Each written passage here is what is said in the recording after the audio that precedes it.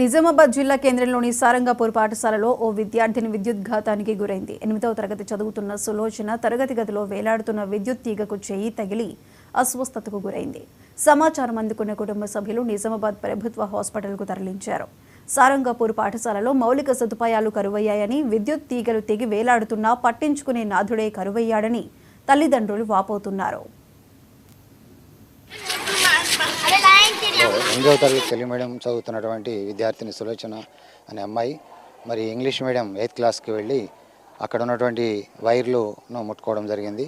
ముట్టుకున్నప్పుడు మొదటిసారి మరి ఆమెకేమీ షాక్ అనేటువంటిది రాలేదని అన్నారు. ఆ తర్వాత రెండోసారి కూడా వేరే విద్యార్థులు, పక్కనున్న విద్యార్థులు కరెంటు వైర్లు ముట్టుకోవద్దు అని ఆమెకి హెచ్చరిక చేస్తున్నప్పుడు కూడా ఆమె వైర్లను ముట్టుకున్నారని పక్కన ఉన్నటువంటి విద్యార్థులు తెలియజేశారు. ఆ విధంగా ముట్టుకున్నప్పుడు ఆమెకి షాక్ తగలడం జరిగింది. దానిలో వేలు మరి కమిలిందని ఆ విధంగా తెలియజేశారు. తర్వాత ఆమెని వెంటనే మరి ప్రాథమిక చికిత్స కోసం మరి ఆసుపత్రికి తీసుకెళ్లారు. ఆ తర్వాత జిల్లా ఆసుపత్రికి కూడా తీసుకెళ్లారు. ఆమె ప్రస్తుతం సురక్షితంగా ఉన్నారు. ఆమెకి ట్రీట్మెంట్ కూడా జరుగుతుంది. మరి దీనిపైన ఇంకా సుదీర్ఘం అంటే మన ఊరు మన బడిలో కొన్ని కార్యక్రమాలు ఏవైతే మనం చెప్పడం జరిగిందో, రిపేర్ వర్కులు, కరెంటు, తర్వాత టాయిలెట్స్ ఇవన్నీ కూడా ఉన్నాయి.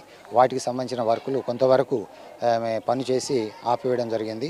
ఆ ఆపేయడం మూలంగా మరి వైర్లు రిపేర్ చేసే సందర్భంలో నిన్ననే దానికి సంబంధించినటువంటి రిపేర్ వర్కులు ప్రారంభించడం జరిగింది. ప్రారంభించిన తర్వాత మరి కరెంటు ఆన్లో ఉంచారంట. ఆన్లో ఉంచడం మూలంగా విద్యార్థి ముట్టుకున్నప్పుడు ఆమెకి షాక్ తగలడం జరిగింది. ఆ విధంగా విద్యార్థికి